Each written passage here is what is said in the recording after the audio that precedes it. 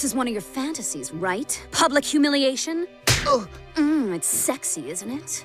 Oh. In today's video, our characters get involved in a series of chaotic events, from Quagmire getting lost in a toxic relationship to his friend's desperate search to find him. There are confrontations with a dangerous girlfriend, jealousy scenes between Stewie and Brian, and much more. The episode starts with Quagmire, Peter, and Joe going to the mall to buy a computer. After a while, with everyone looking at other things, Quagmire decides which computer to get. Meanwhile, at home, the rest of the family is in the attic looking for costumes. They even remember the costume Chris wore last year. Then, Lois finds a teddy bear that Stewie got from his grandparents when he was still in the hospital. Lois asks if he wants the bear, and Stewie thinks about it for a moment but then refuses, saying he's grown up now. I guess he got tucked away up here. You want him back, sweetie?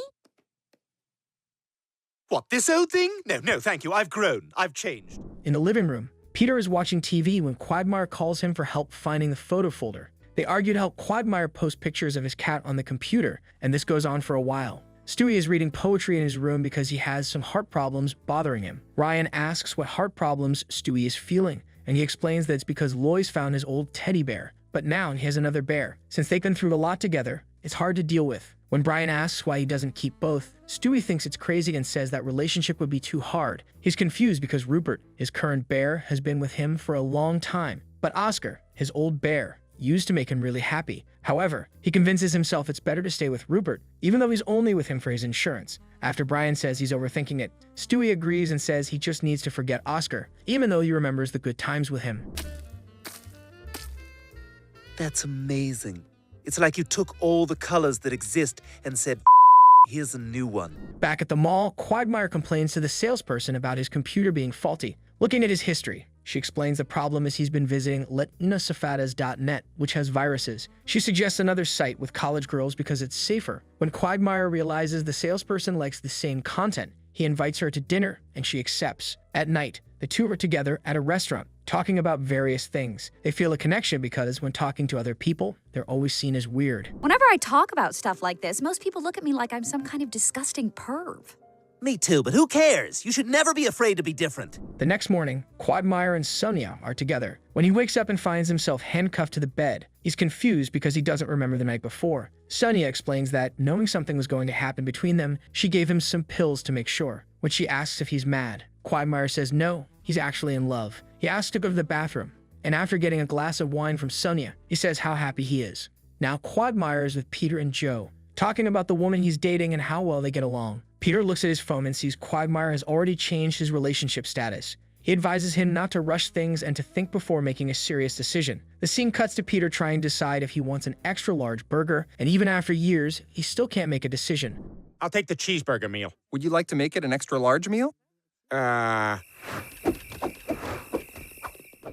at the house, Ryan is walking when he bumps into a ladder leading to the attic. When he goes up, he catches Stewie in the act with his bear Oscar, and they are having tea. Brian notices Stewie's clothes are inside out. Stewie starts apologizing and asks Brian not to tell his bear Rupert. He explains that things got out of hand and that if Rupert found out, he'd be very upset and might do something terrible to himself. Brian tries to calm him, saying he's stressing over nothing because it's just a bear. But Stewie throws it back at Brian, saying he freaks out every time he hears an ambulance siren. Now we see Quagmire and Sonia at the sports court of his old school. He explains to Sonia that he always had a fantasy of being with a woman there in front of his old principal. He remembers that when he was younger, the principal expelled him for flashing others. However, Quagmire starts saying it doesn't seem as fun anymore and that they should stop. Remember when you once suspended me for showing my wiener in school? I did. This isn't as much fun as I thought it would be. I'm sorry, Sonia. I don't think I can finish. Next, the two go to another place where they paint their bodies and make out, even writing the entire Chinese alphabet on the ground. After that, they go to a hotel, and Sonia surprises Quagmire. When they get to the room, she takes off Quagmire's blindfold and says she wants him to be with her dad. He starts to refuse and freaks out at the idea. Then Sonia says what she loves most about them is that they go beyond their normal limits. The scene cuts to them leaving the hotel, and when the doorman asks if they enjoyed the experience, Quagmire responds with a rude no. In the next scene, Brian is watching a show when suddenly he hears Stewie's screams from upstairs. Soon, Stewie comes down the stairs with his bear Rupert, and Brian asks what's happening. Stewie explains that he and Rupert aren't getting along. He keeps yelling at the bear, then hands Rupert to Brian and says they can be together now because he's breaking up with Rupert.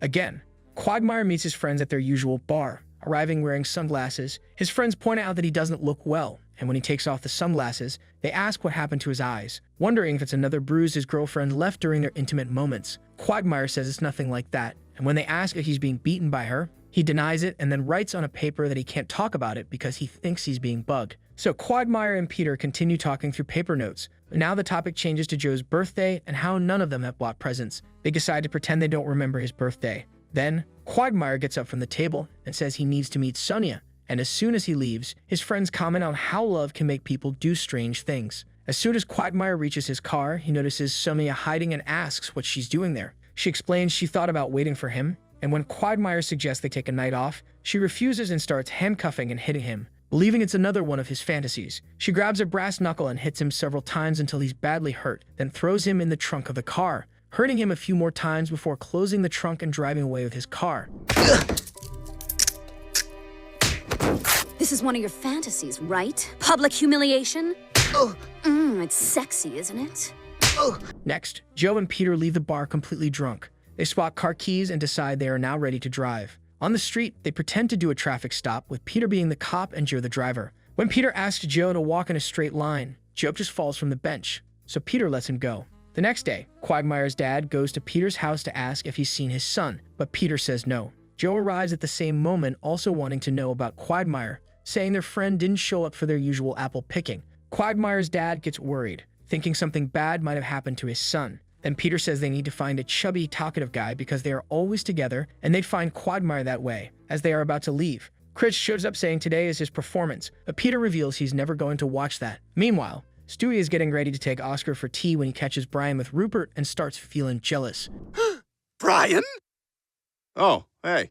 What the hell are you doing? Oh, I've been kinda using Rupert as a chew toy. Chewing him with your crotch? Determined, he grabs Rupert back and leaves with both Oscar and Rupert in his arms. Peter takes the two to search for Quagmire in his messy garage and suggests that if they don't find him there, he might be hiding in the overgrown lawn or the dirty gutter. Then, the three go to Ryan's Hawaiian store, and when they arrive, they ask if Ryan has seen Quagmire. Ryan says the last time he saw him was about 3 weeks ago, when he sold him around 50 red shirts. They leave the store and start walking towards an adults-only area. When Quagmire's dad is about to give up, a guy appears, and, upon hearing the name Sonia, says his dog was named that. Shortly after, another stranger talks about a crazy Sonia who lured men to use them in her shed. Joe's the first to realize this is the Sonia they're looking for, so they decide to go after the shed. The only thing Peter thinks is that he doesn't want to catch Quagmire doing anything weird. The scene then shifts to Stewie putting Rupert in a chair. When Brian arrives to apologize for what happened, Stewie explains that now that his bear Rupert has been with both of them, it's time for Rupert to choose who he wants to stay with.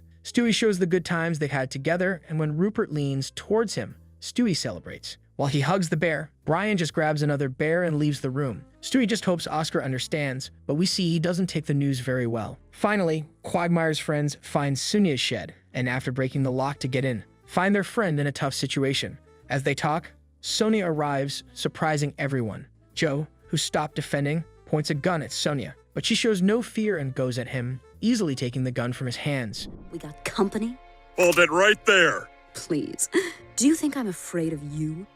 Boy, if you were ever gonna stand, this would be the time, Joe. Joe, however, shows no fear and starts staring her down. When she tries to shoot him, no bullets come out, and Joe jumps at her to handcuff her. When Peter asks why he wasn't scared, Joe explains it's because he knew the gun wasn't loaded. Joe arrests Sonia, and then Peter thinks it's a good time to give Joe his birthday present. Ending the episode, the scene shows everyone at the bar, and Quagmire thanks his friends for everything they did because without them, he might not be alive. You know, I guess what I realized from all this is that when it comes to relationships, I need to be the kinky one.